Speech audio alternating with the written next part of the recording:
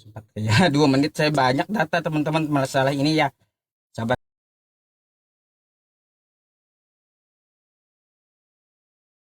ya.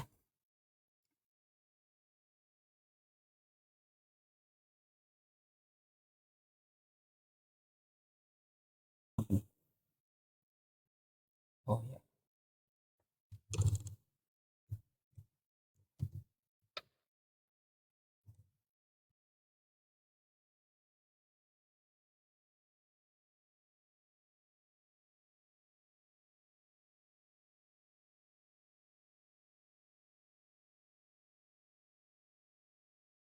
Oke.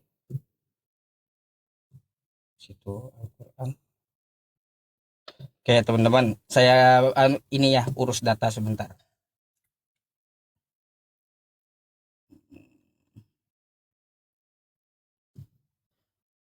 Eh, Kau duluan, Sep. Silakan, Sep, duluan. Kamu duluan, aku belum selesai dataku. Lanjut kamu aja duluan.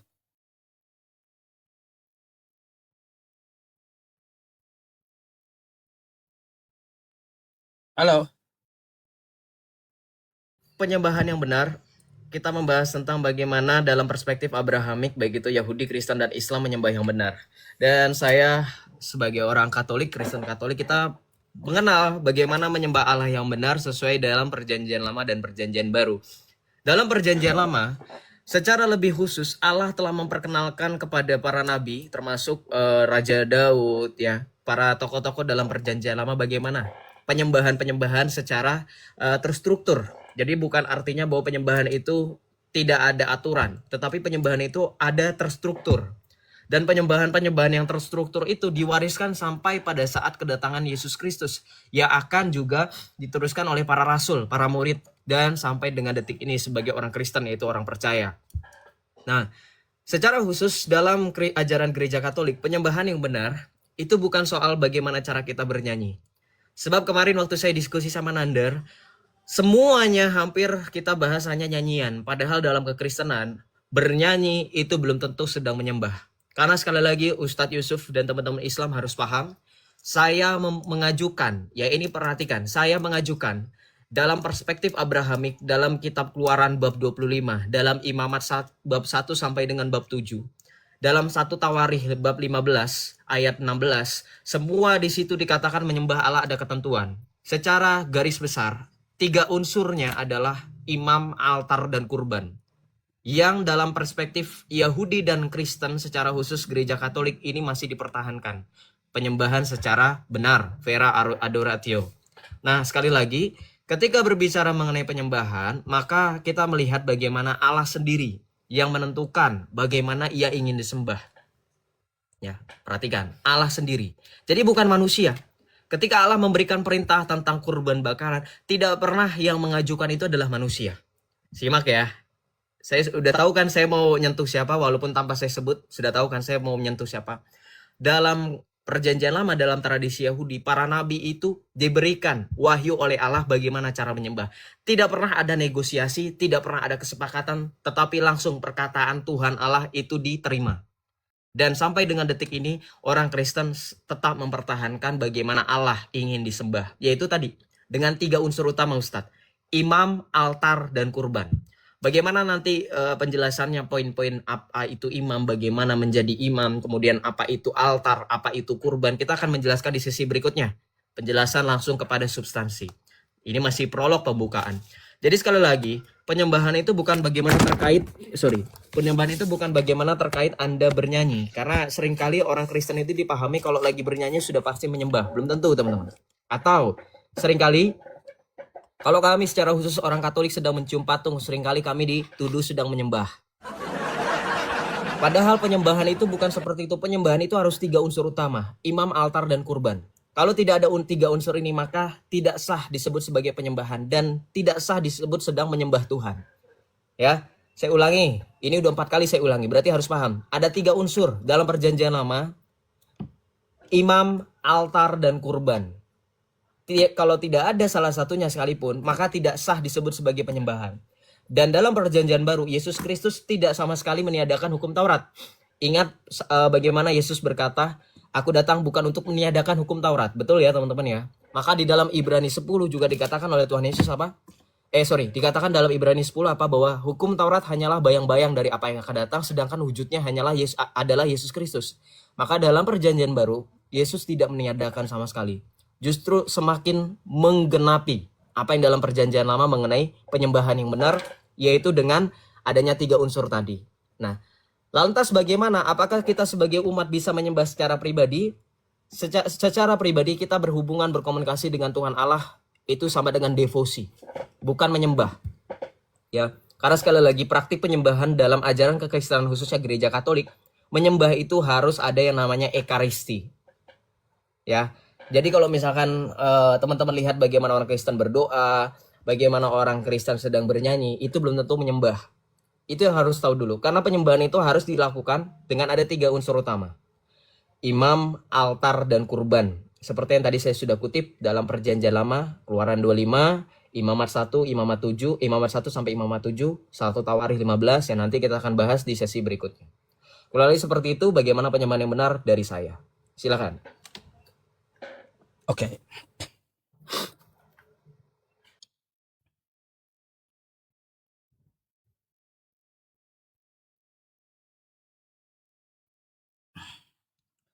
Oke teman-teman semuanya, Assalamualaikum warahmatullahi wabarakatuh. Bagaimana penyembahan di dalam agama Islamnya?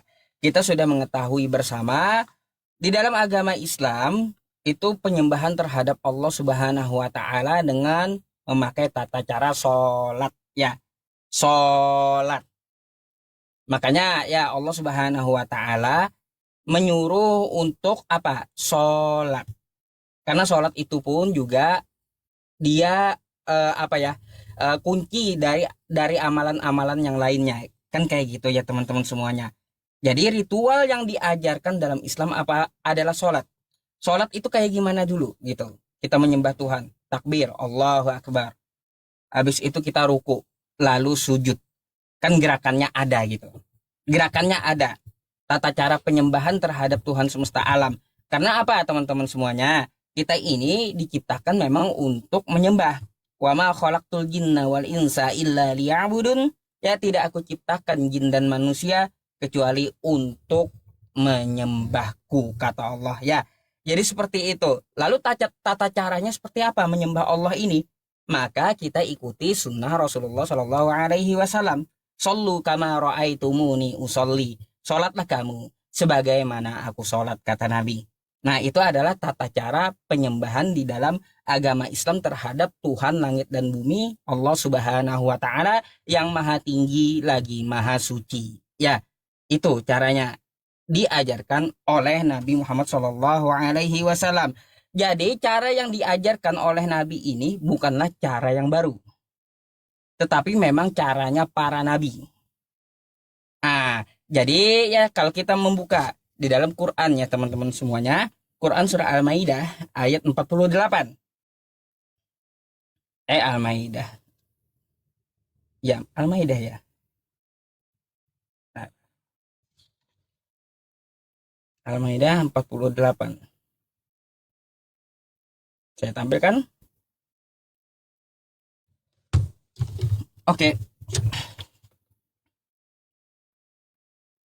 Ya teman-teman semuanya, di sini ya teman-teman kalau kita melihat ya tentang masalah, dan kami telah turunkan kepadamu Al-Quran dengan membawa kebenaran, membenarkan apa yang sebelumnya, yaitu kitab-kitab yang diturunkan kepadanya, dan batu ujian terhadap kitab-kitab yang lain itu. Maka putuskanlah perkara mereka menurut apa yang Allah turunkan, dan janganlah kamu mengikuti hawa nafsu mereka dengan meninggalkan kebenaran yang telah datang kepadamu.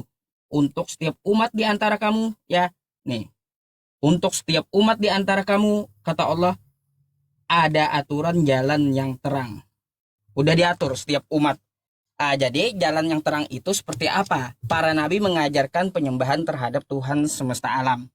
Ya, jadi teman-teman, Islam itu adalah penyempurna ajaran para nabi terdahulu.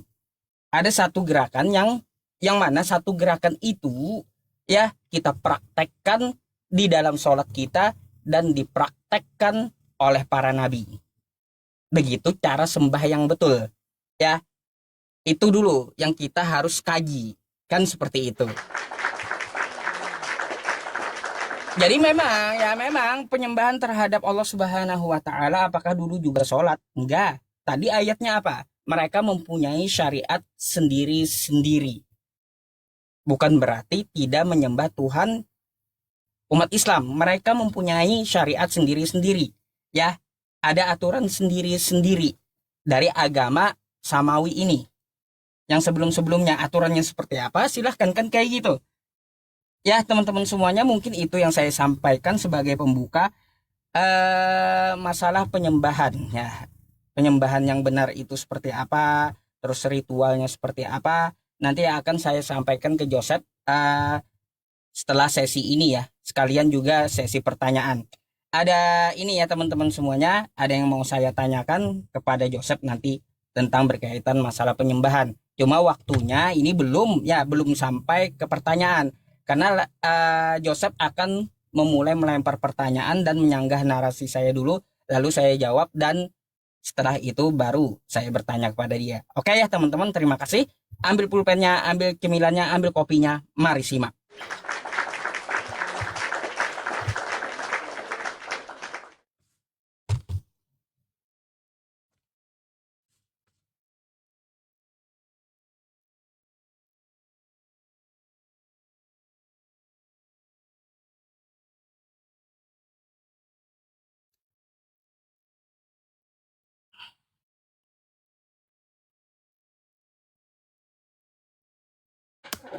Oke, ya baik. Terima kasih ya Ustadz Yusuf sudah memberikan gambaran apa-apa dan ternyata kesimpulan. Tadi ada beberapa poin yang saya catat. Dibilang yang pertama gini, ketika kita membahas tentang penyembahan, balik lagi di awal saya sudah bilang bahwa di dalam perjanjian lama dan secara definitif menyembah itu bukan bagaimana manusia mau seperti apa penyembahannya. Karena ini kita tidak berbicara aturan sendiri, betul nggak teman-teman? Yang punya aturan, yang punya hak prerogatif itu Tuhan. Sama seperti kalau kita analogi raja. Raja mau rakyatnya mau menghormati kayak gimana, kalau tidak sesuai dengan keinginan raja, raja tidak akan menganggap itu sebagai penghormatan, betul nggak teman-teman? Tidak bisa seenak jidat. Contoh, saya datang kepada raja. Oh, menurut saya menghormati raja dengan membungkuk. Ternyata raja tidak mau dibungkukkan. Yang saya datangi ternyata rajanya Islami sekali misalkan. Karena dalam pandangan Islam, ruku dan sujud hanya kepada Allah, sedangkan raja tersebut tidak mau dirukukan, maka itu bukan bentuk penghormatan. Itu contohnya. Jadi bagaimana Allah mau disembah, ini harus dari Allah sendiri, nggak bisa dari manusia. Contoh, saya ambil dalam perjanjian lama, ketika Tuhan Allah berfirman kepada Musa dalam perjanjian lama, Keluaran 25, bahwa Musa sendiri diperintahkan oleh Tuhan Allah untuk membangun membangun kemah suci, untuk melakukan persembahan. Inilah akar kata menyembah, yaitu persembahan. Ya, menyembah Tuhan. Bagaimana Allah berfirman kepada Musa dengan adanya kemah suci? Ya, kemudian di dalam kemah suci ini jangan lupa bahwa ada meja sajian. Engkau harus membuat meja dari kayu. Ini yang disebut dengan altar, Ustadz. Nah, kemudian juga ada kemah suci, ya. Nah, perhatikan, semua ini adalah aturan. Bahkan kalau kita buka dalam kitab Imamat, contoh di dalam Imamat 1, setelah Tuhan Allah di dalam Keluaran memerintahkan bagaimana cara menyembahnya dengan cara membangun kemah suci, maka di dalam Imamat ini Tuhan kemudian melakukan yang namanya perintah untuk bagaimana caranya melakukan kurban, memanggil Musa lagi, bagaimana caranya menyembah, yaitu dengan adanya kurban bakaran. Ada kurban sajian. Lengkaplah tadi 3 unsur utama saya, yaitu imam, altar, dan juga kurban. Ya, dan inilah yang ada di dalam prinsip kekristenan, terutama gereja Katolik. Kalau dalam gereja Katolik ini ada semua, ya. Kalau kita lihat perayaan Ekaristi itu ada semua, ada imam, ada altar, ada ya. Contoh perayaan Ekaristi, ya. Perayaan Ekaristi itu Ustadz Yusuf dan teman-teman semuanya itu mencakup 3 hal yang tadi yang ada dalam perjanjian lama. Ya. Lihat di sini saya tampilkan datanya. Dalam perspektif gereja Katolik ini yang ada. Semuanya lengkap dalam perjanjian lama juga tetap masih ada, karena namanya penyembahan itu tidak akan berbeda-beda. Yang namanya ketentuan Allah itu tidak berbeda-beda. Allah mau disembah seperti ini ya seperti itu. Nah, inilah imam. Seorang imam, kemudian altarnya, ya. Kemudian altar, dan inilah kurban yang dipersembahkan, yaitu Yesus Kristus sebagai satu-satunya kurban yang tidak bercacat dan tidak bercela. Ini adalah penyembahan yang sempurna, yaitu perayaan Ekaristi. Inilah bagaimana yang disebut dengan penyembahan secara Abrahamik dalam perspektif kekristenan yang adalah keberlanjutan dalam Yahudi.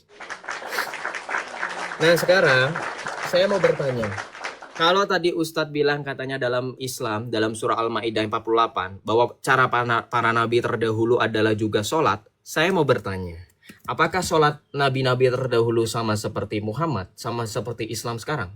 Kalau sama, saya minta datanya seperti apa? Karena sekali lagi tadi Ustadz Baik. sempat bilang, oh ada caranya masing-masing. Tapi ya saya nggak tahu caranya seperti apa. Itu harus ada datanya. Sementara tadi saya sudah bilang, yang namanya penyembahan itu tidak boleh dari aturan sendiri-sendiri. Harus dari Tuhan Allah yang memerintahkan. Sementara kalau dalam Islam, kita lihat dalam narasi di sini, pada mulanya Islam itu sholat 50 kali, teman-teman. Bukan 5 kali. Awalnya Nabi Muhammad mendapatkan perintah dari Allah bukan 5 kali, melainkan 50 kali. Tetapi ternyata ketika Nabi Muhammad bertemu dengan Nabi Musa, meminta untuk kembali kepada Allah dan meminta keringanan. Ini kan artinya kurang ajar. Masa manusia mau mengatur Allah? Ini bagaimana? Cerita ternyata utusan bisa mengatur atasan gitu loh. Kalau mereka kan bilang Yesus hanya utusan. Utusan tidak lebih besar daripada yang mengutus. Loh ini ternyata bisa, utusan itu bisa mengatur atasan. Kalau teman-teman yang hidupnya atau mungkin bekerja dalam lingkup militer atau semacamnya, mana bisa?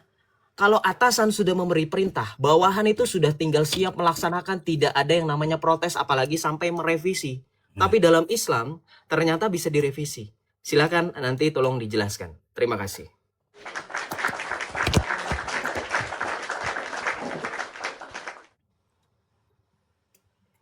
Ntar Ustadz, aku balik gambar dulu. Bisa, agak lama. Bentar.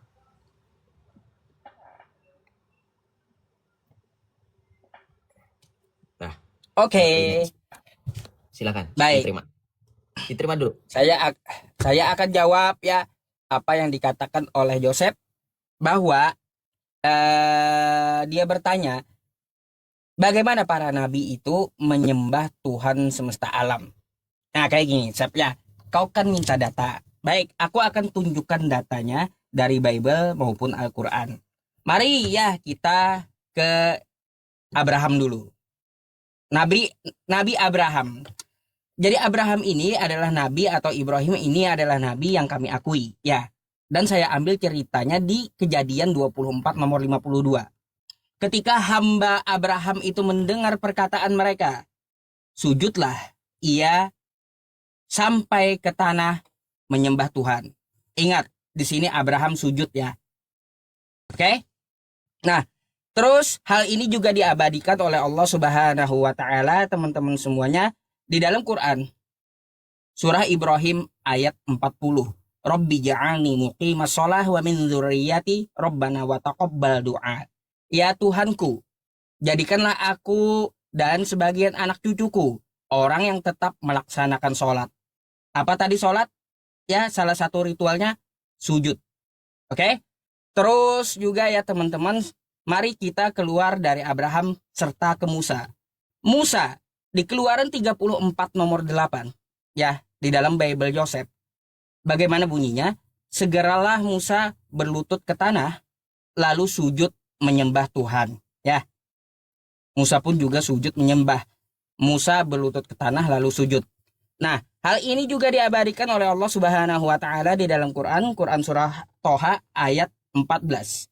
Innani anallah la ilaha illa ana fa'budni wa aqimis sholata li dzikri. Sesungguhnya aku ini adalah Allah ya, tiada Tuhan selain aku, maka sembahlah aku, lagi-lagi tegakkan sholat. Nabi Musa juga melakukan gerak sujud. Oke? Terus lanjut ke zaman Daud. Daud di 1 Tawarik 29 nomor 20. Kemudian Daud berkata kepada segenap jemaah itu, pujilah kiranya Tuhan Allahmu. Maka mereka segenap jemaah itu memuji Allah nenek moyang mereka, dan kemudian mereka berlutut lagi-lagi sujud ya, Daud ya, kepada Tuhan dan kepada raja. Terus ya teman-teman, lanjut ke zaman Nabi Ezra. Nabi Ezra Di Nehemia 8 nomor 6. Ya, lalu Ezra memuji Tuhan. Allah yang maha besar. Dan semua orang menyambut dengan amin amin. Nah ya, jadi ritual yang benar itu kata para nabi, dia mengucapkan ya Allahu Akbar, lalu disertai menyambut dengan amin amin sambil mengangkat tangan. Kemudian mereka berlutut dan sujud menyembah kepada Tuhan dengan muka sampai ke tanah. Oke? Nah, itu ya penyembahan yang betul. Terus ya, lanjut ke Yesus. Matius 26 nomor 39. Maka ia maju sedikit, lalu sujud Yesus. Ajaran para nabi itu sujud. Makanya, di mana umat Islam diperintahkan untuk sujud? Mari kita ke dalam Quran surah Al-Baqarah. Ya. Sabar teman-teman. Al-Baqarah. Nih, ayat 43.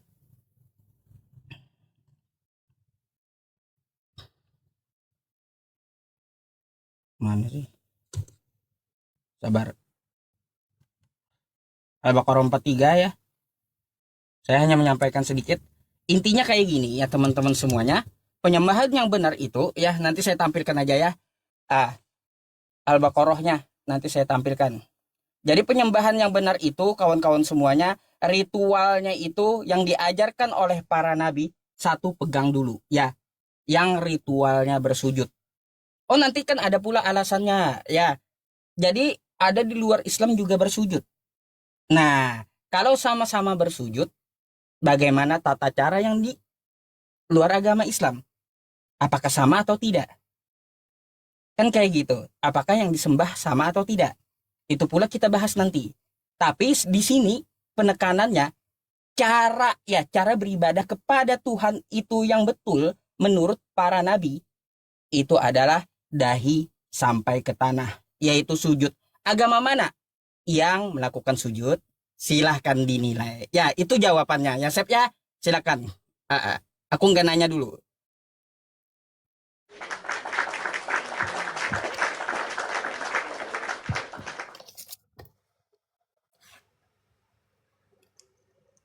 Belum ya ini.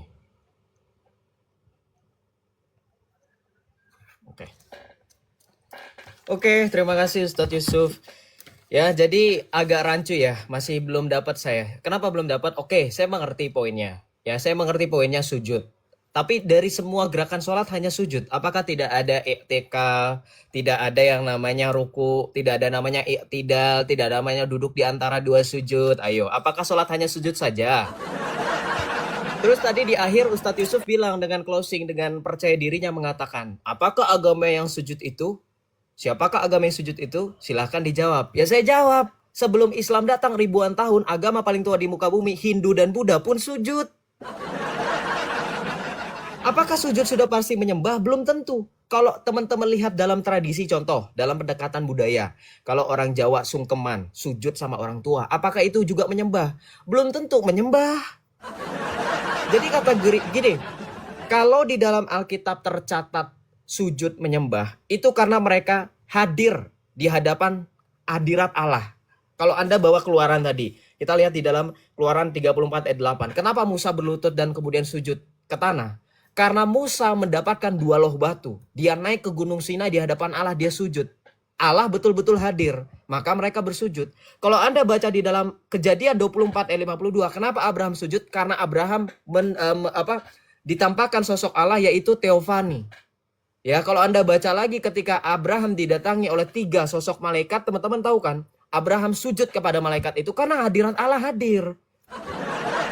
Ini justru yang saya tanya kepada Nandar kemarin Ustadz. Kalau Anda pakai ayat ini semakin bubruklah Islam. Kenapa? Abraham, Musa, ya, itu tidak ada yang sujud melihat mana arah Mekah, tidak. Kenapa? Sekali lagi Ustadz kalau baca ayat itu jangan dipotong-potong. Mereka sujud karena mereka mendapatkan penglihatan akan Allah itu sendiri. Musa bertemu dengan Allah, bercakap-cakap dengan Allah, mendapatkan 2 loh batu. Abraham bertemu dengan Tuhan Allah. Daud pun sama, dalam 1 Tawari 29-20 mengajak pada segenap jemaat untuk sujud melutut kepada Allah karena disitulah kemah suci tadi. Tempat kenisah Allah, hadirat Allah. Nah, sekarang pertanyaannya, begini Ustadz, ya bukan pertanyaan, sorry. Garis besarnya ketika mereka sujud, itu hadirat Allah itu ada, pasti ada. Ya. Dan perhatikan, sujud itu bukan berarti menyembah, karena sekali lagi, ya perhatikan teman-teman. Di sini saya tampilkan data bahwa ternyata nggak cuman Islam. Ya, kalau misalkan sujud-sujud saya males bahasnya. Kenapa? Mohon maaf, teman-teman kita, saudara-saudara kita setanah air yang Hindu, Buddha itu juga sujud gitu loh. Ya, mengelilingi suatu bentuk bangunan lagi. Apakah artinya mereka menyembah juga? Apakah mereka bagian dari Abrahamik? Kan tidak. Ini adalah cara mereka bertemu dengan Sang Hyang. Ya, gitu loh. Nah, kemudian gini, saya sudah tadi bilang, kalau masalah ritual-ritual itu urusan belakangan.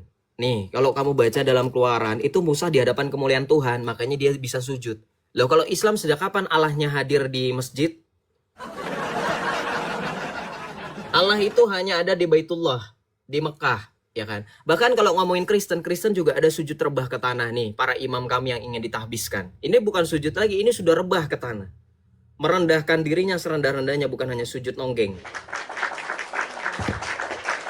Dan bahkan kalau Ustadz Yusuf mau tahu, Yesus itu nggak cuman kalau pakai Yesus ya. Kalau teman-teman mau ikut Yesus, katanya kita mencintai Yesus karena kami mengikuti Yesus. Ya udah, kalau gitu Yesus nyanyi. Kalian juga nyanyi dong. Gimana? Sesudah menyanyikan nyanyian pujian, pergilah Yesus dan murid-muridnya ke Bukit Zaitun. Gimana? Islam mau nyanyi? Enggak gitu ya. Jadi gini Ustadz, saya kembalikan. Di dalam Keluaran bab 25, ya, ini ada bagaimana tata cara menyembah. Bagaimana cara menyembah ini? Ada kemah suci, ada persembahan khusus. Ini Musa. Ini ada meja roti sajian. Kemudian kalau kita balik ke Kejadian 18 misalkan. Abraham pun menyembah Tuhan Allah dengan mempersembahkan roti dan anggur melalui Imam Agung Melkisedek. Sekarang pertanyaan saya, kalau Ustadz Yusuf pakai data yang tadi dalam Al-Quran, Al-Baqarah yang nanti ditunjukkan, saya nggak tahu Al-Baqarah berapa. Kemudian tadi Ustadz sempat bilang dalam Ibrahim ayat 41 katanya ya, kalau tidak salah. Rabbana taqabbal doa, jadikanlah anak-anak cucuku orang-orang yang sholat. Nah sekarang pertanyaan saya, tadi belum terjawab. Sholat seperti apa yang sehingga Ibrahim 25 nabi dari Adam sampai dengan Muhammad itu mempunyai tata cara yang sama. Kalau beda ya berarti beda-beda, bukan menyembah namanya. Karena tadi saya sudah ajukan analogi. Menyembah itu nggak boleh ngasal-ngasalan. Ya, silahkan dijawab.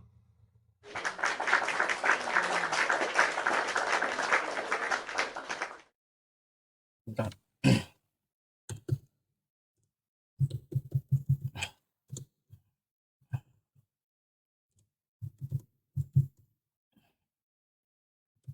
Bentar ya. Belum waktunya. Ya. Oke ya teman-teman semuanya. Pertanyaan Joseph dulu yang saya ini ya, yang saya jawab. Pertanyaannya, apakah para nabi sujud seperti orang sholat sekarang? Kan kayak gitu.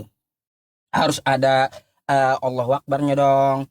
Terus juga harus ada tahiyatnya dong. Kan kayak gitu. Harus ada ruku. Itu semua ada aturannya ya kawan-kawan. Kalau kita merujuk ke dalam Quran surah Al-Baqarah ayat 43 ya teman-teman semuanya.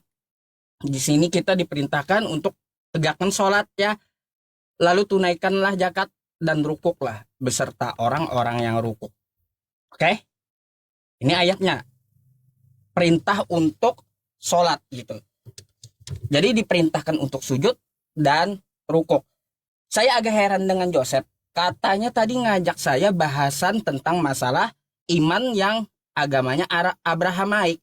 Kok Hindu Buddha dibawa gitu? Itu yang saya bikin heran. Coba ada nggak yang katanya ya, yang katanya agama dari Abrahamaik yang juga ikut sujud? Setahu saya ya, itu hanya Kristen Ortodok. Oke? Kristen Ortodok, dan itu mereka ya melakukan ibadahnya dengan cara bersujud. Makanya saya bilang, ya, kalian menyembah yang mana dulu?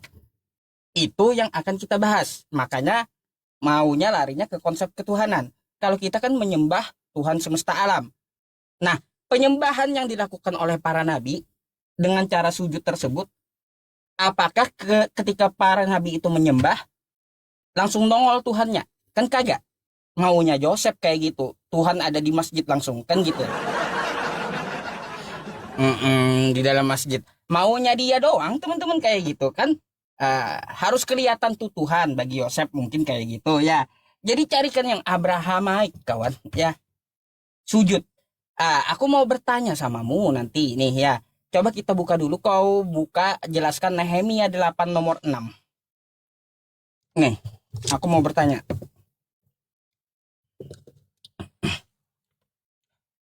Lalu Ezra memuji Tuhan, Allah yang maha besar, dan semua orang menyambut ya, menyambut dengan amin amin. Sambil mengangkat tangan, kemudian mereka berlutut dan sujud menyembah kepada Tuhan dengan muka sampai ke tanah. Ini diajarkan oleh para nabi di kitabmu. Ini ritual siapa yang meniru? Biar saya bilang meniru ritualnya. Karena apa? Ini adalah ritual cara para nabi terdahulu menyembah Tuhan.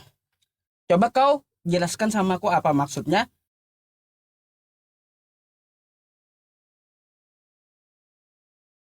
Ini ritual siapa? Ya, itu pertanyaan saya. Yang dia mengangkat tangannya lalu mengucapkan Allahu Akbar. Lalu semua orang menyambut dengan amin amin sambil mengangkat tangan. Kemudian berlutut lalu sujud menyembah kepada Tuhan dengan muka sampai ke tanah. Ini ritual para nabi.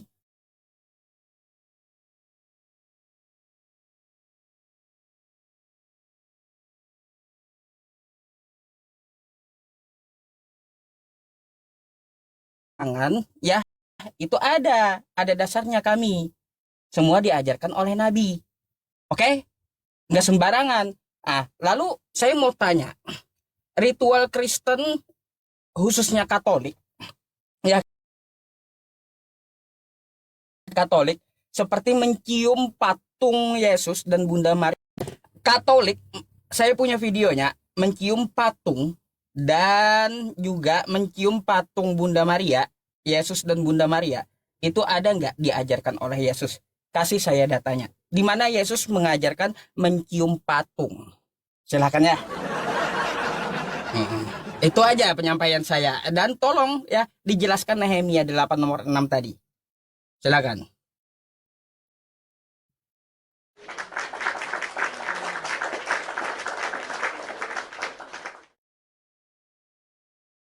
Aku ambil air minum dulu ya, Sep ya. Sambil ini aku dengar di handset. Diterima dulu tapi bentar dulu sebelum ini. Oke. Biar berjalan waktunya.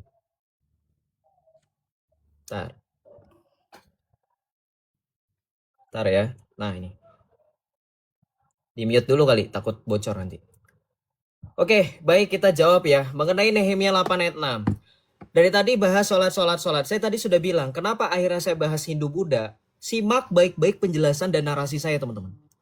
Gerakan, perhatikan, gerakan atau gestur tubuh apapun ketika menyembah Tuhan, itu bukan format yang wajib. Makanya coba kalau orang menyampaikan sesuatu tuh pahami dulu konteksnya. Makanya saya tadi kan juga pakai analogi ketika tradisi Jawa, budaya Jawa misalkan. Ya, adat Jawa ketika mau menikah pasti sungkeman dulu. Sungkeman itu kan sampai sujud, ada yang mencium kaki orang tua, betul nggak teman-teman? Nah kalau cuman modal sujud, cium-cium, itu sudah sama dengan menyembah. Loh kalau gitu berarti kita menyembah orang tua gitu.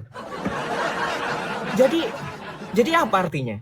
Bukan konteks khusus, bukan menjadi kewajiban gerakan atau gestur itu. Kalau tadi ditanya, apakah orang Kristen juga sujud?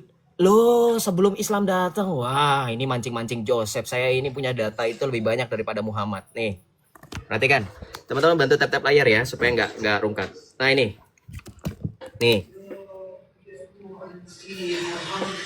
ini sholat nih, Katolik nih.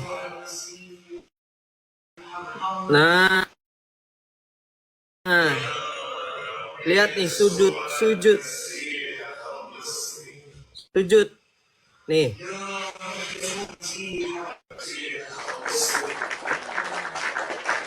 Ini sakramen Maha Kudus. Mereka sujud 600 tahun setelah Katolik kopi tara bagaimana kami berdoa khususnya dari Ordo Maronite. Sorry, dari Ritus Maronit. Lo sekarang, tadi dipertanyakan, kita kan lagi bahas Abrahamik, kenapa jadi Hindu dan Buddha? Makanya jangan bahas gerakan. Kan tadi saya sudah bilang, gerakan itu bukan menentukan cara bagaimana beribadah. 3 unsur utama ini dari kemarin Nandar pun nggak berani nyentuh. Betul nggak teman-teman? Betul nggak Kak Mila dan teman-teman semuanya yang nonton kemarin? Unsur penyembahan yang benar itu mau kamu mau sujud, mau berlutut, mau apa itu nggak jadi masukan. Nih unsur dulu, 3 unsurnya nih. Unsurnya, imam pertama, kedua altar, ketiga kurban. Ini saya sudah 2 ronde, saya sudah tanya sama Ustadz Yusuf, Islam ada atau enggak? Karena dalam perjanjian lama, nih lihat, kalau Anda bahas Nehemia tadi, Nehemia 8 ayat 6, nih ayat 6, Ezra itu nggak lagi buka Al-Quran. Ezra itu buka Taurat, ngebaca Taurat dan perayaan Hari Raya Pondok Daun. Yang Ezra pimpin membacakan Taurat, bukan membacakan ayat-ayat Al-Quran. Sekarang saya tanya sama Ustadz Yusuf Fei, saya hormati bagaimana Islam menganggap ustadz-ustadz dan kiai ulama itu punya ilmu agama. Islam yang awam juga jujur jawab sama saya. Syarat menjadi imam sholat itu ada nggak? Ini Ezra ini tidak wudhu, tidak mempunyai kapasitas untuk menjadi imam sholat, kok kalian samakan Ezra ini sholat seperti Islam? Baca dong, Ezra ahli kitab itu berdiri di atas mimbar kayu yang dibuat untuk keperluannya itu, di sebelah kanannya berdiri Matia, Sema, Anaya. Lu imam apa keroyokan? Ini kalau pakai ayat ini, Ezra itu ngimamin ada Matia, ada Sema, ada Anaya, Uria. Sedangkan imam dalam Islam itu satu, mana ada didampingin. Ngaco, makanya jangan pakai ayat Alkitab untuk membenarkan, ya. Kenapa? Karena begini, kalau Anda mau pakai ayat ini makin jelas bahwa di dalam Islam tidak ada yang namanya imamat. Ya, perhatikan, tidak ada yang namanya imamat. Oke, jadi tolong dijawab dulu penyembahan yang benar, imam, altar, dan kurban Islam mana? Ya, saya bisa buktikan Musa mempersembahkan kurban bakaran, Elia mempersembahkan kurban bakaran, Yakub mempersembahkan kurban, Abraham mempersembahkan kurban, sebelum akhirnya kurban anaknya yang tunggal yaitu Ishak digantikan dengan kambing jantan, semua mempersembahkan kurban. Perjanjian lama semua mempersembahkan kurban, bahkan di dalam Ibrani dikatakan apa? Ibrani 10 dikatakan hukum Taurat adalah bayang-bayang dari apa yang datang, sedangkan wujudnya sendiri adalah Yesus Kristus. Di dalam hukum Taurat hanya terdapat bayangan saja dari hal-hal baik yang akan datang, dan bukan wujud dari hal tersebut. Karena itu dengan kurban yang sama yang setiap tahun terus-menerus dipersembahkan. Jadi dalam perjanjian lama semua mempersembahkan kurban. Adakah Islam setiap berdoa mempersembahkan kurban? Jawab. Kemudian saya tanya, ketika Anda mau berbicara mengenai doa, mengenai sholat, atau Anda bertanya mengenai gereja Katolik, ini cara orang Katolik beribadah.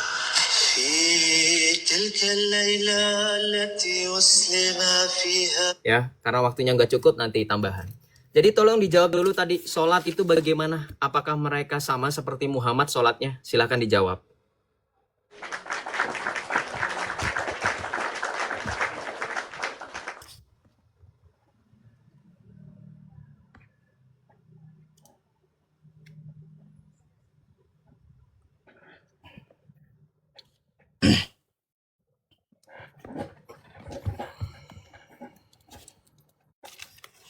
Oke ya teman-teman semuanya. Saya agak heran gitu dengan Joseph ini. Ketika saya minta jelaskan Nehemia, dia kesana kemari gitu. Ah, lalu jawabannya Nehemia sedang tidak buka Al-Quran. Jawaban macam apa gitu? Nehemia sedang tidak buka Quran. Ini jawaban apa sih? Yang aku minta kamu jelaskan di situ, ya ritualnya seperti apa, kan kayak gitu. Terus ritual itu apa maknanya, dan siapakah yang menirukan ritual tersebut? Ya, itu yang saya tanya. Kok malah ngomong jawabannya saat itu tidak ada Ezra lagi buka Quran? Mana jawabannya? Kan kayak gitu. Terus terkait dengan cara, kata Joseph. Cara. Tadi, kalau kamu menghadap seorang raja, dikatanya kan ya di depan tadi, di bagian apa? Di bagian opening, kalau kamu menghadap raja. Raja itu maunya menyembah caranya seperti apa. Kan kayak gitu. Baru dia berkenan. Kan seperti itu. Kalau dia sujud, raja itu tidak berkenan, ya nggak mau kan raja. Artinya penting kan ritualnya. Nah, pertanyaannya, ritual cium patung pun mana penjelasannya? Iya, adakah para nabi atau Tuhan semesta alam mewahyukan mana dalilnya mencium patung kan gitu? Mm-mm. Itu yang saya tanya kawan ya, dari tadi itu yang saya tanya. Gini aja ya, saya nggak mau buang-buang waktu saya ya kawan-kawan. Saya pengen dengar jawaban Yosef seperti apa. Kalau masalah bakaran korban itu bukan ibadah wajib ya, bukan ibadah wajib dalam Islam. Korban ada gitu. Yang kita bahas ini penyembahan, tata caranya, ritualnya, bahkan apa yang disembah. Kan kayak gitu poin kita. Tata caranya seperti apa? Lah, coba, adakah ritual yang diajarkan oleh Yesus karena Yesus itu utusan Bapa agar mencium patung? Itu dipikir gitu ya. Dipikir gitu. Kayak gimana? Katanya kan pengikut Yesus, seharusnya Anda mengikuti Yesus, kawan. Nah, ini berkaitan tentang yang tadi, teman-teman. Saya masih agak heran sama Joseph ini. Masa nggak bisa dia ngejelasin Nehemia 8 nomor 6 ini? Lalu Ezra memuji Tuhan Allah. Allah yang maha besar. Ini kitab Kristen ya. Dan semua orang menyambut dengan amin amin. Sambil mengangkat tangan. Kemudian mereka berlutut dan sujud menyembah kepada Tuhan dengan muka sampai ke tanah. Ini siapa yang melakukan? Adakah dilakukan oleh Kristen? Tadi ritualnya Joseph mau membuktikan dengan video potongan. Kagak ada nih ritualnya yang kayak gini Kristen. Gak ada. Gak ada, Sep. Yang kau tunjukkan tadi, karena bukan cuma satu di sini, bukan cuma sujud disebutkan ritual itu ya. Ritualnya ngangkat tangan juga, bukan cuma sujud. Sujud memang ada dua, sujud penghormatan dan sujud penyembahan.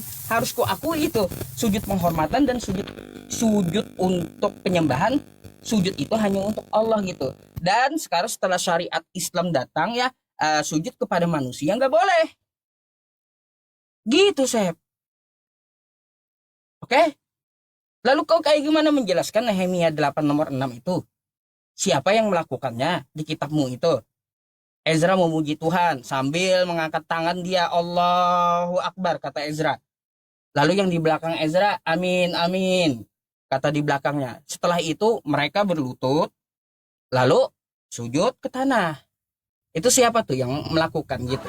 Ya, tolong kamu jelaskan ya. Jawaban kamu tidak jelas dan ya aku mau jawab apa lagi, pertanyaan kamu udah terjawab masalahnya. Bingung udah saya ngomongnya teman-teman. Ya, habis gitu. Saya paparkan semua untuk Joseph. Artinya kayak gini saja ya. Di dalam umat Islam itu ada dalilnya setiap ritual yang dilakukan untuk keagamaan. Joseph bertanya, apakah ada spesifikasi imam? Betul. Dia harus banyak baca Quran dan fasih lidahnya. Oke? Nah, tuh betul. Itu spesifikasi imam di masjid. Silakan kau mau ketawa atau mau apa, itu nggak penting gitu. Ya, nggak penting. Kenapa saya bilang nggak penting? Bukan pembahasan kita tentang masalah menyembah. Silakan diterima. Oke. Saya lanjut ya. Nehemia ini kan tadi saya sudah jawab ya. Kenapa diulang-ulang lagi? Ini kan Nehemia. Dan saya bacakan dari ayat sebelumnya di ayat 5. Ezra ahli kitab itu berdiri di atas mimbar kayu yang dibuatnya, perhatikan makanya. Di sebelah kanannya berdiri Matitya, Sema, Anaya, Uria. Bayangkan, saya gambar posisi orang sholat. Ini contoh ya. Ini orang, ini makmum. Ya, saya kan mantan Islam. Ini makmum. Ini saf, ini satu saf, ini saf-saf. Kau bayangkan di sini tertulis, kalau misalkan Ezra mengikuti cara Islam, sejak kapan imam di dalam Islam itu didampingin oleh orang sebanyak ini? Ada berapa nih? 1, 2, 3, 4, 5, 6. Terus di sebelah kirinya ada 1, 2, 3, 4, 5, 6, 7. Lu mau keroyokan sama Allah, mau ketemu Allah keroyokan. Makanya gue bilang mereka tidak membaca Al-Quran. Kenapa baca di sini di ayat 9-nya? Wah, benar nih Islam nih pelenggar nih. Di ayat 9 baca, mereka membacakan kitab itu Taurat Allah. Tadi kamu sudah akui. Di Islam imam masjid itu harus fasih baca Al-Quran. Ini Al-Quran apa Taurat? Ngaco, makanya saya bingung kok kamu nggak paham-paham. Saya harus jelasin 2 kali, buang-buang waktu. Kalau kamu bilang katanya di Islam sujud itu nggak boleh ke manusia, sudah disempurnakan, pret nih. Kau berantem dulu sana sama Habib Bahar nih. Ini sujud ke Habib Bahar. Video santri cium kaki Habib Bahar. Waduh. Atos. Angel. Islam. Ini sujud sama Bahar gimana? Mau bilang apa ini? Bukan Islam ini.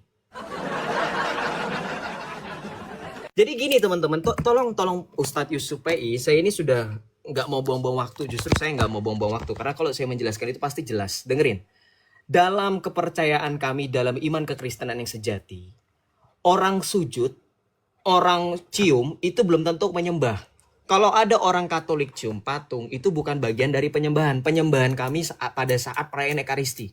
Pak Ustadz Yusuf PI kalau berkenan, tanya sama orang Katolik yang jujur. Kalau nggak percaya sama saya, ya udah nggak apa-apa. Tanya sama orang Katolik yang jujur, tanya. Apakah kalau kamu lagi Ekaristi, lagi misa, pernah nggak kamu tiba-tiba cium patung? Jadi kami mencium patung itu, kamu katakan katanya tidak pernah dilakukan Yesus. Kalau Yesus nggak pernah main HP, kita nggak jadi main HP. Hah? Sekarang saya tanya sekarang. Tadi kan sudah di awal, tadi saya tanyakan. Sholatnya Islam, pakai data tadi saya. Sholatnya Islam awalnya 50 kali teman-teman.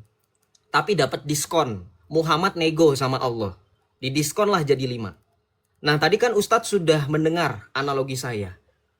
Yang namanya kerajaan, raja. Kita anggap Allah Tuhan itu raja. Karena memang kan Malikul Amlak. Tuhan itu raja di raja. Yesus kami itu raja di raja. Allah kami raja segala raja, Tuhan di atas segala Tuhan.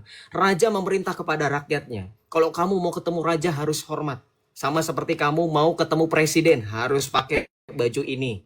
Tentu setiap presiden negara berbeda-beda punya caranya tersendiri. Betul nggak teman-teman? Nah, yang mengeluarkan peraturan itu kepala negara. Rajanya sendiri, presiden sendiri. Sekarang sama dengan Tuhan. Tuhan mengeluarkan peraturan. Allah mau disembah dengan 3 cara. Ini nggak disentuh sama ucup.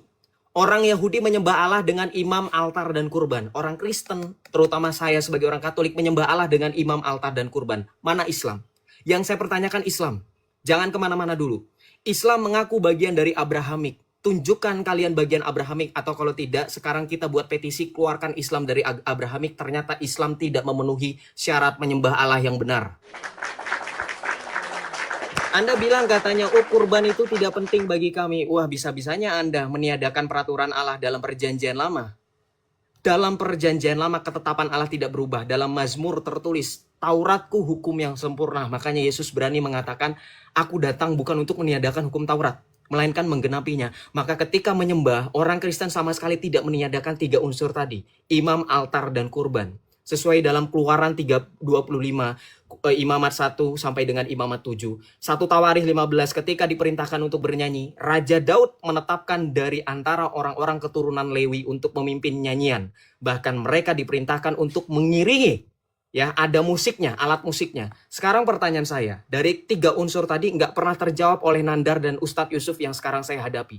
Kenapa Islam mau atau bahkan sampai dengan detik ini diakui sebagai agama Abrahamik, sedangkan 3 unsur penyembahan tadi tidak sama sekali dipenuhi? Silahkan dijawab. Ya, jadi cium patung, sujud ke patung itu bukan lagi urusan penyembahan, itu devosi namanya Ustadz. Bedakan devosi dengan menyembah. Tadi Ustadz sudah sepakat penghormatan. Jadi jawab ya pertanyaan-pertanyaan saya tadi, silahkan.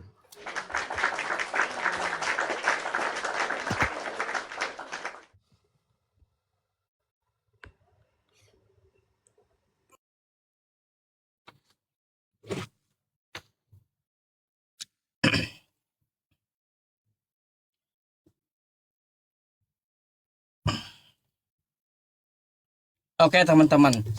Padahal kan tadi saya sudah mengunci Joseph pakai Al-Maidah ayat 48. Kan gitu. Setiap umat di antara kamu, ya, kami berikan aturan dan jalan yang kamu jadikannya satu. Ya, kayak gitu. Jalan. Mana nih? Jadi di sini Sep ya, nih Al-Maidah 48 tadi udah ku bilang samamu ya, untuk setiap umat di antara kamu kami berikan aturan dan jalan yang terang sekiranya Allah menghendaki. Tuh. Jadi Sep ya, bukan seperti para nabi itu sholat seperti umat Islam, enggak. Mereka punya syariat tersendiri gitu. Perlu kamu tahu itu. Terus jawabannya kenapa? Kamu menjilat liur kamu sendiri. Enggak kamu bahas lagi. Tata cara penyembahan seperti apa? Kalau tidak sesuai tata caranya, maka Tuhan tidak akan berkenan. Sebagaimana kata kamu, ya seorang raja yang datang tadi. Bagaimana cara menyembah rajanya? Kalau rajanya nggak berkenan, caranya seperti itu, maka ditolak. Kan gitu. Artinya cara penyembahan itu penting. Nah, apakah seperti ini, Sep? Ya, penyembahan terhadap Tuhan kalian. Mohon maaf nih ya, saya harus tampilin gitu. Ah, apa kayak gini? Ah, eh, eh, apakah kayak gitu? Apakah tidak dilakukan seperti Yesus yang sujud, yang mengangkat tangan tadi seperti para nabi? Aduh, aduh, aduh, aduh, aduh, ya teman-teman semuanya. Kayak gitu, Sep. Jelaskanlah, tolonglah jelaskan sama aku masih menunggu kamu. Ya, menunggu kamu. Di mana ya para nabi atau Yesus mengajarkan cium patung kayak gitu? Ya, kayak gini. Karena ritual ibadah masalahnya. Ritual ibadah gitu. Kata kamu kalau ibadahnya ritualnya nggak cocok sama rajanya, nggak berkenan. Ya udah, ritualnya kamu jelasin kayak gimana? Apakah harus seperti ini? Cium patung itu apakah dari Yesus? Ada.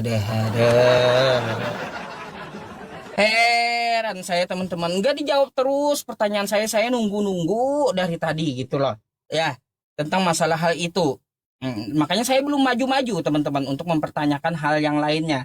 Nah, di dalam Katolik ada Ekaristi, yaitu iman Anda. Terus masalah altar, kurban, ya. Kurban ada dalam Islam.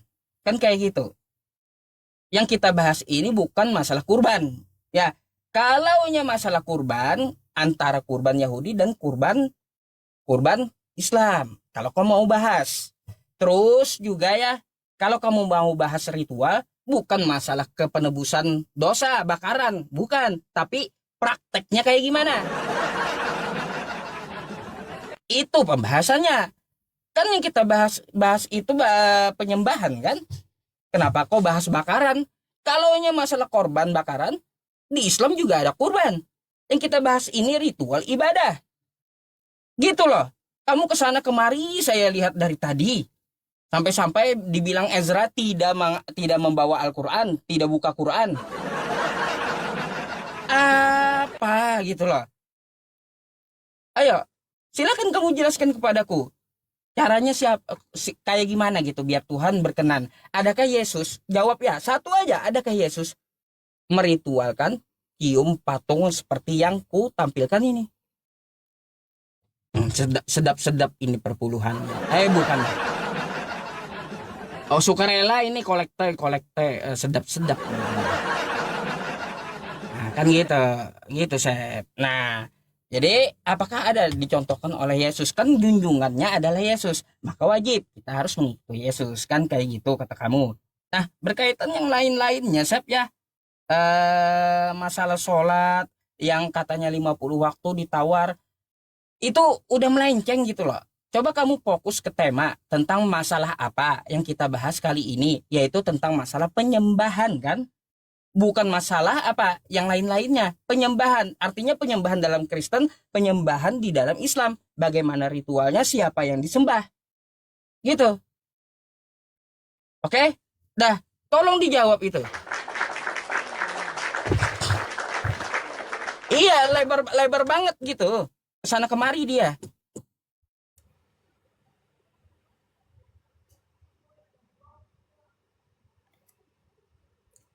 Dah, nggak dijawab ya tadi ya tentang video Habib Bahar nggak dijawab, tapi nampilin video ya sudah saya bantah tapi nggak apa-apa. Silakan di mute ya, terima. Oke, kamu nampilin video cium patung Yesus katanya. Itu saya tadi sudah bilang, bukan penyembahan. Penghormatan, ngerti nggak penghormatan? Jadi saya jelaskan konteks video itu. Yusuf PI tolong dengar. Itu pada saat ibadat Jumat Agung. Nanti di bulan April, perkiraan bulan April biasanya Jumat Agung. Itu ibadat penghormatan. Penghormatan, bukan penyembahan. Kalau kami pun mencium salib, gak ada orang Katolik satupun. Saya minta data ya. Nandar kemarin udah sekakmat bahas cium patung ini. Ada nggak orang Katolik seluruh dunia manapun mau tanya sama orang Jawa, Sunda, Batak, sampai orang Papua sekalipun, ada nggak mereka yang mencium benda mati? Itu benda mati loh, patung ya. Aku itu benda mati, itu hanya menghormati figur yang dilukiskan. Tapi apakah ada sampai mereka buang-buang duit berpuluh-puluh juta ngantri cuman modal cium patung atau cium batu, tiba-tiba hapus dosa, clear? Nggak ada. Dan perhatikan, saya tampilkan data. Nih, kalau di gereja Katolik itu jelas. Ibadah yang sejati itu bukan cium patung, perayaan Ekaristi. Kok kamu nggak berani bahas itu? Katanya itu bukan urusan kami. Ya kalau bukan urusan kami ya saya juga nggak peduli dengan jawaban kamu dong. Nggak bisa kayak gitu dong. Kita diskusikan supaya menambah wawasan. Nih, ya. Cara kehadiran Kristus dalam rupa Ekaristi bersifat khas. Kehadiran itu meninggikan Ekaristi di atas semua sakramen, bahkan di atas semua sakramen. Dalam iman kekristenan, Ekaristi itu paling utama. Artinya apa? Ini penyembahan yang sempurna Ekaristi, bukan cium-cium patung. Tadi kan saya di awal sudah bilang. Ini Islam lain, gatal lain yang digaruk ini. Ya. Kemudian saya jawab tadi Al-Maidah ayat 48 bilang katanya bahwa maka putuskanlah mereka dalam aturan. Kemudian apa? Untuk setiap umat di antara kamu, kami berikan aturan dan jalan yang terang. Loh, setiap umat diberikan aturan. Iya, yang menurunkan aturan siapa, Pak Ustadz? Kami di sini siapa? Allah. Pernah nggak ketika diturunkan aturan umat-umat sebelum Muhammad itu protes? Saya tanya, jujur. Pernah nggak di dalam perjanjian lama Abraham, Musa, Yakub mempersembahkan kurban, disuruh memerintahkan untuk dibangun altar dalam Keluaran 25 ini, pernah nggak mereka protes ketika Tuhan Allah memerintahkan mereka untuk membangun altar dan mempersembahkan kurban, teman-teman? Mereka nggak protes, betul nggak teman-teman? Mereka nggak pernah negosiasi. Yang negosiasi itu Muhammad, katanya udah ngelebar. Loh kan ini tata cara ibadah kalian, menyembahnya kalian ya sholat, gimana sih? Menyembahnya kalian sholat. Makanya saya komentari, saya kritisi sholat ini tidak pernah datang dari Tuhan, tapi dari manusia, yaitu Muhammad. Kalau dari Tuhan, kalau dari Allah, Allah itu maunya disembah 50 kali. Namun awalnya Nabi Muhammad mendapatkan perintah dari Allah bukan 5 kali, melainkan 50 kali. Maka ketika Muhammad negosiasi meminta keringanan, pertanyaan saya, kalau kamu mengutip tadi di sepanjang ronde-ronde sebelumnya, saya catat kamu mengutip Abraham. Ini kan tanda tanya besar. Teman-teman sempat perhatikan nggak? Dia baca Kejadian 24, dia baca Keluaran, dia baca dalam Nehemia, dia baca dalam 1 Tawarikh. Pernah nggak Allah yang memerintahkan mereka untuk bersujud? Uniknya Pak Ustadz Yusuf PI, ketika Anda membaca ayat itu, Abraham, Daud, Ezra, siapa lagi? Mereka semua sujud karena kehendak mereka sendiri. Artinya apa? Itu alam bawah sadar. Tidak pernah diperintahkan oleh Tuhan Allah. Sujudlah kamu. Beda. Poinnya saja sudah beda. Tetapi Islam disuruh sujud, katanya di Al-Quran disuruh. Padahal Allah itu memerintahkan bukan untuk sujud, tetapi membangun kemah suci dalam Keluaran. Mempersembahkan kurban bakaran. Bukan untuk sujud. Kenapa? Karena gerakan itu bukan tata cara yang wajib. Mau sujud, mau berlutut, mau berdiri, itu cara berdoa. Penyembahan 3 unsur tadi Ustadz tidak jawab. Nih, 3 unsur penyembahan. Imam, altar, dan kurban ini kemana? Islam tidak ada, tolong dijawab. Ini yang jelas-jelas diperintahkan Tuhan Allah. Ini dalam 1 Tawarikh. Ini altar dan kurban, ini Keluaran. Dalam imamat ini ada. Kalau sujud tadi, kalau Pak Ustadz baca dalam Kejadian, dalam 1 Tawarikh, dalam Keluaran, itu tidak diperintahkan. Tetapi Musa, Abraham, itu mereka begitu sendiri. Karena apa? Gerakan itu tidak penting. Makanya saya tadi sandingkan dengan teman-teman kita yang Hindu Buddha. Mereka pun sujud. Jadi sujud itu belum tentu menyembah Allah. Ya, coba begini, kalau misalkan masalah cium-cium, perhatikan. Kalau masalah cium-cium, kenapa di Islam juga cium batu? Itu aja. Kalau kami cium patung itu hanya sekedar devosi, penghormatan. Ya, dari tadi pertanyaan saya juga nggak dijawab-jawab tentang Habib Bahar, tentang sholat. Ya, nggak dijawab-jawab ini. Gimana Ustadz? Tolong dijawab ya. Ini saya sudah mencoba untuk menjawab ya. Saya sudah pakai data. Rematch. Oke, saya catat beberapa. Ya, saya mau tanggapi dulu yang akhir ini tentang masalah Habib Bahar. Kita lagi bahas persembahan kepada Tuhan, bukan Habib Bahar yang dibahas. Oke. Ngapain gibahin orang? Ya, gibahin orang. Saya nggak tahu urusan, nggak tahu gitu. Ngapain kau bawa Habib Bahar? Di sini kita sedang berdiskusi, bukan sedang bergibah gitu. Itu pertama. Ya, yang kedua, masalah sholat. Ini juga lari dari konteks yang kita apa? Yang kita bahas gitu teman-teman semuanya. Katanya tadi ya, ruku dan sujud itu adalah perintah manusia. Loh, tadi kan ayatnya udah ada. Asal ngomong kau. Nih, ya, mari baca. Wa aqimus sholata wa atuz zakata wa raka'u ma'ar raki'in. Dan dirikanlah sholat, tunaikanlah zakat, dan rukuklah beserta orang-orang yang rukuk. Kan gitu. Ada perintahnya untuk sholat gitu. Untuk mendirikan sholat, untuk ruku, untuk sujud. Lalu perintah dari Yesus mana? Cium patung. Penghormatan. Penghormatan katanya. Lalu ritual apa yang diajarkan oleh Yesus ke Katolik? Coba. Ritual apa? Sejak kapan Yesus mengajarkan ritual begini, ritual begitu dalam Katolik? Ya, sejak kapan itu? Apakah ada dari gereja pertama? Kata Yesus begini, kata Yesus begitu. Ada nggak? Cara menyembah Tuhan seperti apa? Ada nggak Yesus ngajarin? Cara menyembah Tuhan. Yesus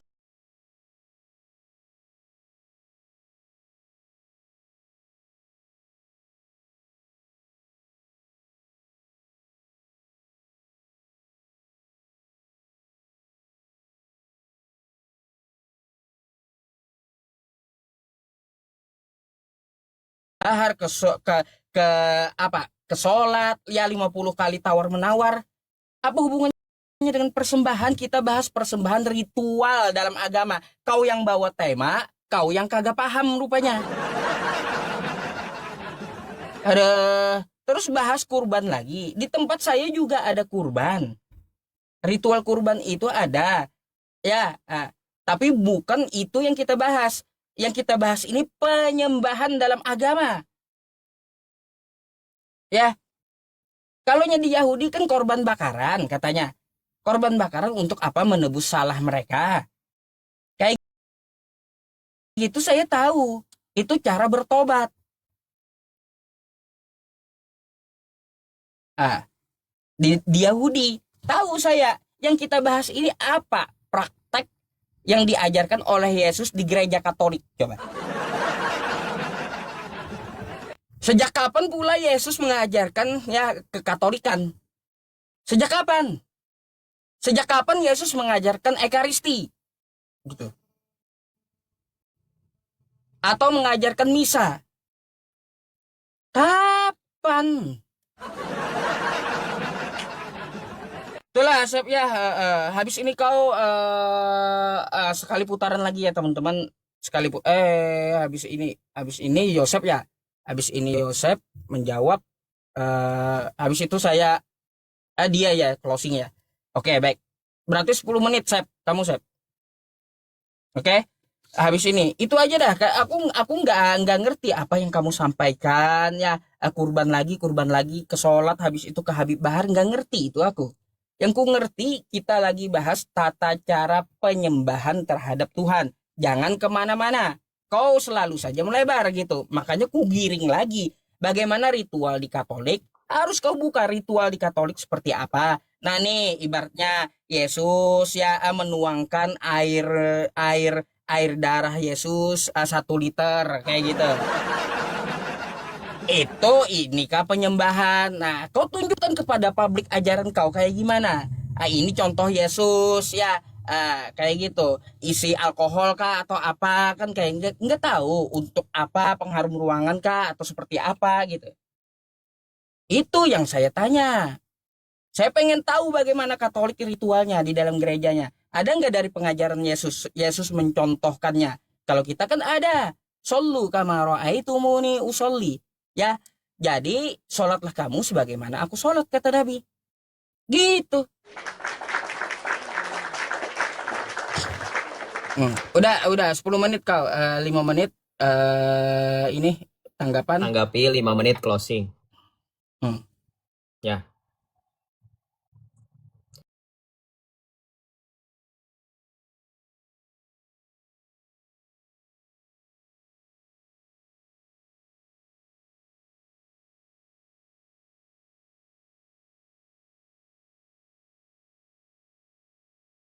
Itu artinya apa? Membagi-bagikan, memecah-mecahkan roti dan anggur. Katanya, sejak kapan Yesus mengajarkan Ekaristi?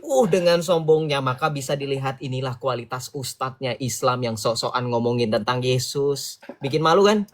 Nih, saya tampilkan secara ayat. Ini lukisannya, ya. Ini perjamuan kudus atau Ekaristi. Nih ayatnya. Yesus menetapkan perjamuan Tuhan, ya. Nih, penetapan perjamuan Tuhan di dalam Injil Lukas bab yang ke-22 ayat ke-14 sampai dengan 23. Lalu ia mengambil roti, mengucap syukur, memecah-mecahkannya dan memberikannya kepada mereka. Katanya, inilah tubuhku yang diserahkan bagimu. Ini yang ada dalam gereja Katolik. Ya, kalau di dalam Islam tadi kita lihat Ustadz Yusuf. Nih, contoh Katolik. Nih. خبزا بيديه المقدستين ورفع عينيه إليك أيها الله.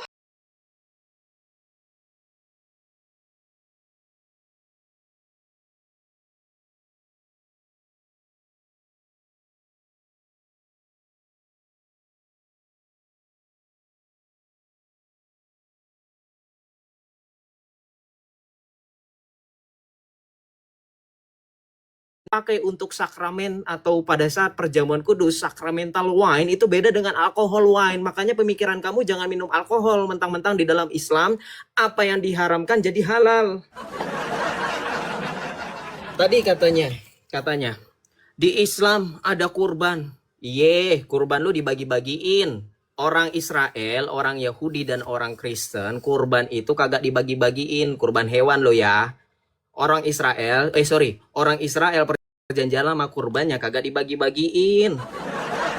Islam berkurban, dagingnya dibagiin. Tahu sendiri kalau di dalam perjanjian lama kurban itu yang dinamakan kurban bakaran, dibakar sampai habis, baunya menyenangkan hati Tuhan. Itulah kurban bakaran, bukan kurban di Islam.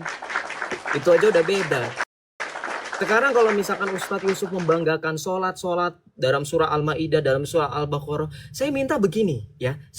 Anda baca dalam surah Al-Baqarah, tegakkanlah sholat. Ada nggak di dalam Al-Quran? Ketika orang Islam sholat, takbiratul ihram, Allahu Akbar, baca doa iftitah, ada nggak dijelaskan dalam Al-Quran? Nggak ada. Pada saat ruku, baca subhana rabbiyal azimi wa bihamd dan seterusnya, ada nggak? Nggak ada. Ini yang harus kita pertanyakan, ya. Kemudian kamu bilang katanya tadi saya bahas Habib Bahar udah nggak nyambung. Loh, Ucup, jangan framing. Ingat gak tadi dia bilang apa? Di Islam itu datang menyempurnakan bahwa di dalam Islam tidak ada lagi manusia sujud kepada manusia karena dilarang. Nah, saya tampilkan videonya itu. Habib Bahar dicujud dan dicium oleh pengikutnya. Habib Bahar loh, Habib, bukan sekedar ustadz kayak kamu. Saya kan menanggapi, saya membantah. Makanya kalau nggak mau dibantah, jangan ngomong yang bikin saya bantah dong. Udah tahu Joseph pasti ada aja bantahannya, datanya banyak. Kalau cuma cium-cium patung mah ya ampun, saya sudah bilang itu bukan penyembahan, itu penghormatan.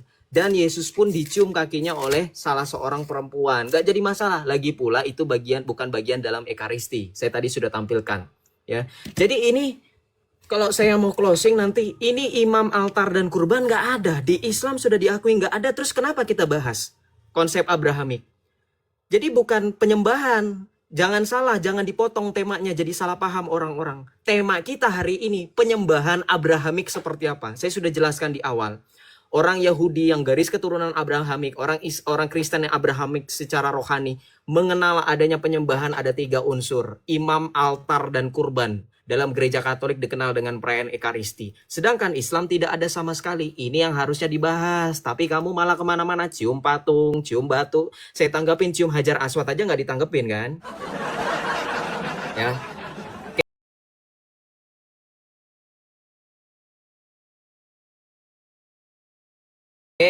Jadi saya nggak dapat apa-apa. Sudah 2 orang, Nandar dan Yusuf PI, saya nggak dapat apa-apa. Penyembahan secara Abrahamik. Ya, jadi kita bisa simpulkan ternyata Islam bukan Abrahamik.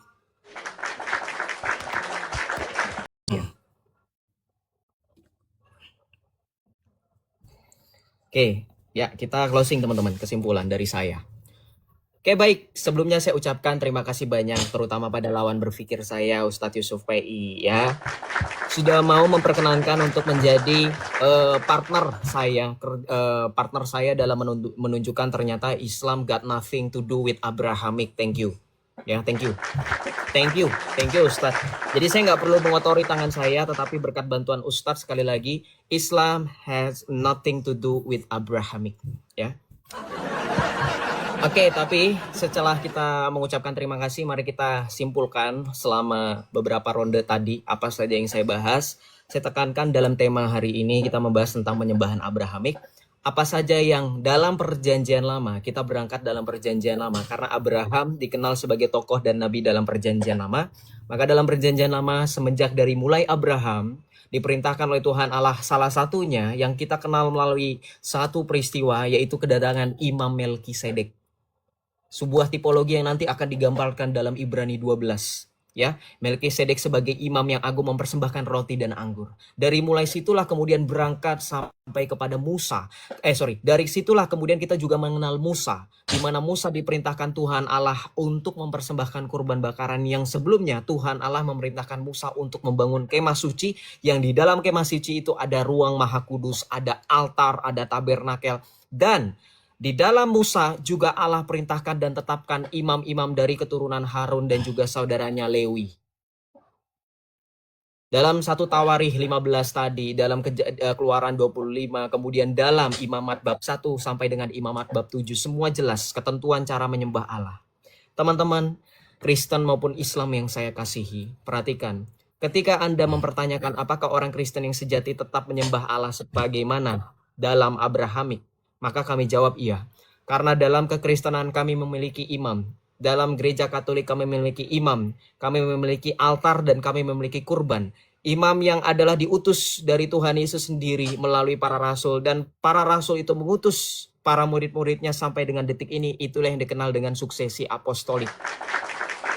Para imam-imam itulah yang berhak untuk merayakan kurban. Sebab tidak seorang pun boleh merayakan kurban selain daripada imam itu sendiri. Sama seperti bangsa Israel. Kalau orang Islam belajar, atau boleh tanya Ustadz Yusuf sama Moreh.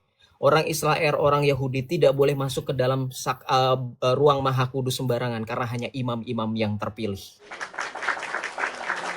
Mereka mempersembahkan kurban itu pun ada aturan, ada runutan, tidak boleh sembarangan. Dan itulah cara mereka menyembah Allah. Bukan hanya sekedar dengan gerakan, mau itu sujud, mau itu cium, mau itu mengangkat tangan, mau itu ruku, mau itu berlutut. Semua itu hanya gerakan yang secara sadar. Tidak pernah Tuhan Allah dalam perjanjian lama memerintahkan sujudlah, tidak pernah. Semua itu atas dasar alam bawah sadar mereka. Maka sekali lagi, penyembahan Abrahamik yang sempurna hanya ditemukan dalam iman kekristenan berdasarkan Ibrani 10 ayat 1 yang dikatakan apa? Sebab hukum Taurat hanyalah bayang-bayang dari apa yang datang, sementara wujudlah adalah Yesus Kristus. Jadi Yesus Kristus adalah wujud dari akan datang, di mana di dalam Ibrani 4 juga dikatakan sebab imam besar, yaitu Yesus Kristus yang jadi sentral figur kami dalam perjanjian baru. Sekaligus menggenapi apa yang dalam perjanjian lama, yaitu 3 unsur penyembahan, imam, altar, dan kurban. Maka sekali lagi teman-teman, kita bisa buktikan dari kesimpulan ini, siapakah yang sebenarnya masuk dalam kelompok Abrahamik. Kita bisa simpulkan bahwa hanya sampai dengan detik ini Yahudi, yaitu salah satunya golongan Yahudi Rabinik, yang sampai dengan detik ini mempertahankan dengan 3 unsur penyembahan, juga dengan kekristenan khususnya dalam gereja Katolik. Apakah kemudian kita menyambungkan ini kepada Yesus Kristus? Ya. Sengaja saya memakai kaca patri ini. Inilah perayaan Ekaristi. Inilah penyembahan dari 3 unsur, yaitu ada imam, ada altar, dan ada kurbannya, yaitu dirinya sendiri sebagai kurban anak domba yang tidak bercacat dan tidak bercelah. Semua nabi-nabi menuruti perintah Allah. Musa mendapatkan perintah Allah, tidak pernah negosiasi. Musa mendapatkan 10 perintah Allah, tidak pernah dikorting oleh Musa jadi 5. Abraham diperintahkan Tuhan Allah untuk mengkerat kulit katanya, tidak pernah Abraham bilang, Allah dilaser aja jangan dikerat. Semua nabi-nabi menuruti, mereka bilang iya dan amin. Mereka tuliskan kepada keturunan mereka sampai dengan detik ini. Ketika Yesus hadir, Yesus bilang, aku datang bukan untuk meniadakan hukum Taurat, melainkan untuk menggenapinya. Maka dalam penyembahan inilah orang Kristen menyembah Allah yang sejati, yaitu dalam 3 unsur, imam, altar, dan kurban. Terima kasih.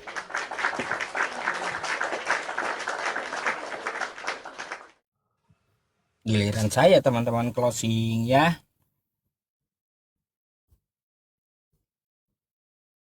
Ingat ya, jangan nyebrang, Ustadz.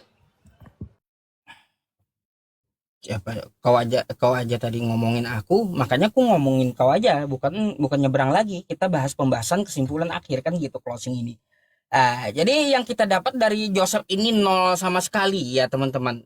Dari tadi entah dia yang kagak paham ya tema yang dia bawa sendiri atau kayak gimana gitu. Ya penyembahan terhadap Tuhan kan kayak gitu, penyembahan. Tiba-tiba yang dibahas kurban. Nah itu beda masalahnya. Kan kayak gitu, makanya saya kan fokus ke penyembahan yang betul seperti apa, seperti yang dicontohkan oleh para nabi. Makanya saya bawakan Bible-nya dari zaman Abraham di Kejadian 24 nomor 52. Abraham sujud sampai ke tanah. Terus juga Nabi Musa ya di dalam Keluaran 34 nomor 8 itu dia sujud ke tanah. Di Al-Quran kita Abraham sujud ke tanah ada dalilnya.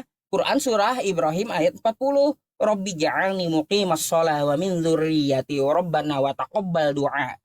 Ya Allah ya, jadikanlah aku orang yang mendirikan sholat beserta keturunanku. Di situ kan ada ritual sujudnya, kan kayak gitu. Udah dicontohin. Terus Nabi Musa juga bersujud. Toha 14 tuh, innani anallah la ilaha illa ana fa'budani wa aqimis sholata li dzikri. Nabi Musa juga sujud. Daud sujud tadi. Nehemia di Ezra, ya Ezra di Nehemia tadi ada ritual dari para nabi yang berkata Allahu Akbar sambil angkat tangan. Ya, kan kayak gitu dengan pengikut-pengikutnya. Tapi karena syariatnya belum diatur, ada bersap-sap, yaitu Islam menyempurnakannya, ajaran dari para nabi gitu ya teman-teman semuanya. Termasuk ya mohon maaf ya, tuh kawan kita yang dituhankannya Yesus juga pernah bersujud gitu. Dan sampai perintahnya kepada kita. Apakah si Yesus ini sujud ya atau Nabi Isa juga sujud ini diperintahkan dalam Quran, juga diabadikan Allah Subhanahu wa taala teman-teman. Di dalam Quran surah Maryam ayat 31. Wa ja'alani mubarakan aina ma kuntu wa awsani bis-shalah wa awsani bis-sholati waz-zakati ma dumtu hayya. Nabi Isa itu juga sujud. Makanya ya Maryam 31. Makanya Yesus pun juga sujud. Datang kepada kita, maka kita diperintahkan aqimis shalah wa atuz zakah warka'u ma'ar raki'in. Maka dirikanlah sholat seperti yang dilakukan para nabi ya, dan rukuklah bersama orang-orang yang rukuk, dan sujudlah dengan orang-orang yang sujud. Kan kayak gitu perintahnya. Makanya Allah jelaskan dalam Quran surah As-Sajdah di ayat 15, innama yu'minu bi ayatina alladzina idza dzukkiru biha kharru sujada wa sabbahu bihamdi rabbihim wa hum la yastakbirun. Apabila mereka para nabi itu diperingatkan oleh firman Tuhan, ayat-ayat Allah, maka mereka akan bersujud sampai tersungkur. Tuh.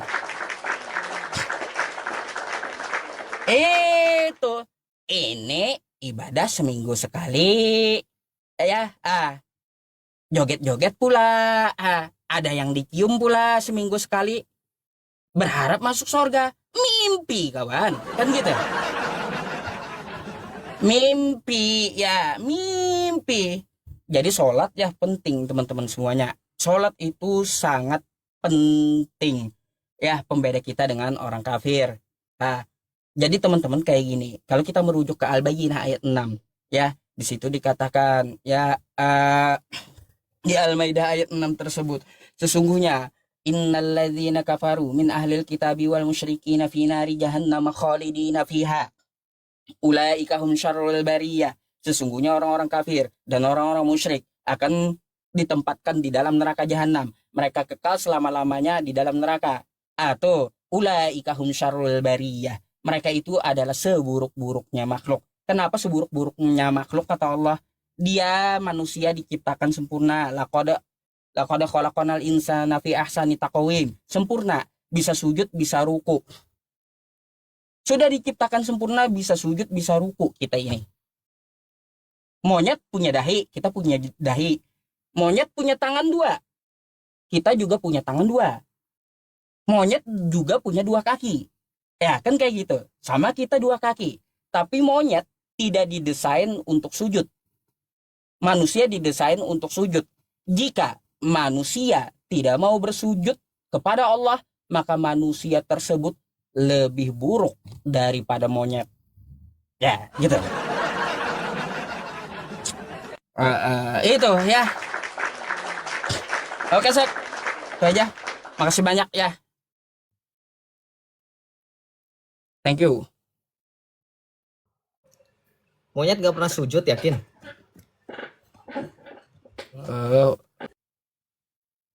Udah, ya. Panas dia closing saya. Makanya nggak langsung keluar saya. Panas dia, ya panas. Jadi monyet mungkin dia ketrigger gitu. Monyet nggak mau sujud gitu, gitu. Bukan tak pernah sujud. Monyet ya tidak sujud gitu. Coba teman-teman pikir ya. Kita ini manusia. Monyet punya dahi, punya 2 tangan, punya 2 kaki. Tapi monyet tidak didesain Allah untuk sujud.